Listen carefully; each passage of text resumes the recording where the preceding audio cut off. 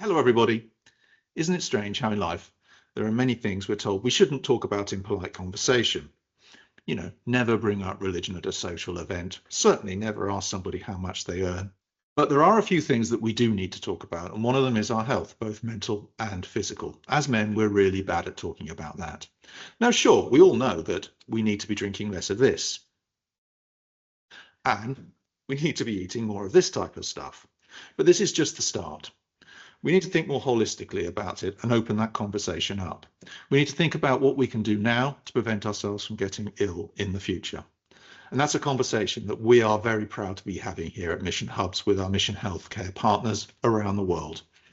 We're proud to be supporting Men's Healthcare Awareness Month and indeed November. I'm not going to grow one, so this is as good as it gets.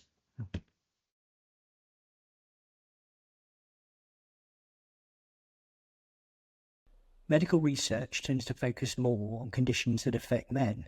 Despite this, women live on average 5 years longer. The real challenge here is getting men to talk about their health, to engage with it, to go to checkups. Women just seem a lot more capable to do this. The reasons are things like anxiety and fear, embarrassment, perhaps a misplaced optimism that the condition's just going to resolve on itself. We could lay the blame at the door of movie stars here, like when they get shot, they grimace and just carry on about their day. There is a social pressure on men to be stoic, but that doesn't mean that means they can also be irresponsible about their health. It seems to be the case that the younger generation of men are more capable and more free and willing to talk about their health. But until then, I hope that the rumour of the routine prostate examination during John Wick 5 movie turns out to be true.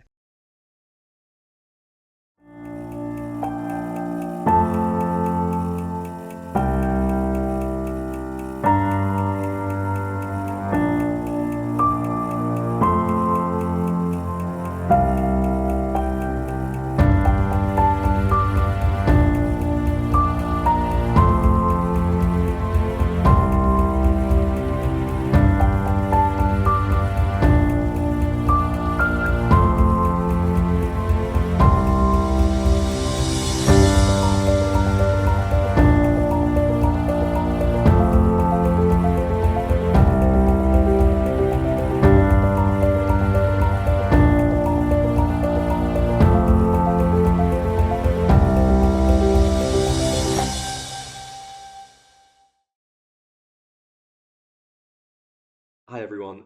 Keeping on top of our physical and mental health is something that is so important.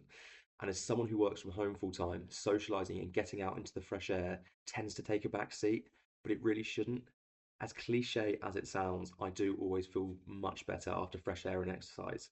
For me, I do this by playing hockey, and I get to forget about all the stresses of daily life with a few hours and just concentrate on the game. And with it being a team sport, I get that social interaction as I'm playing with my mates. Now, exercise doesn't have to be intense if you don't want it to be. It can just be a lunchtime walk or a morning stroll to get a coffee. And getting some sun or cloud, if you're in the UK, tends to be something I find really helps improve my day.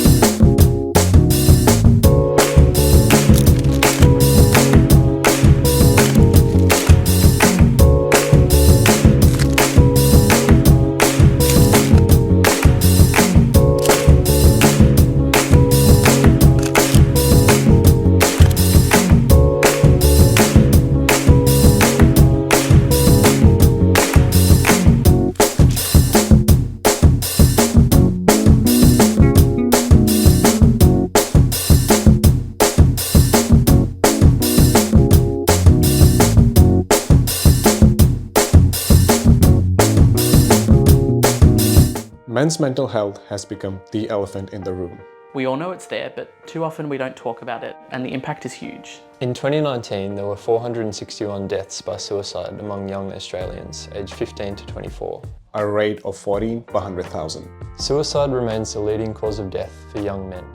These stats aren't just numbers, they're mates, brothers and sons.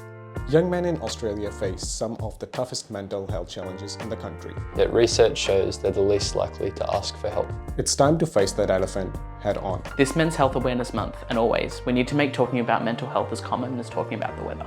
Because starting the conversation can bridge the gap between silence and survival.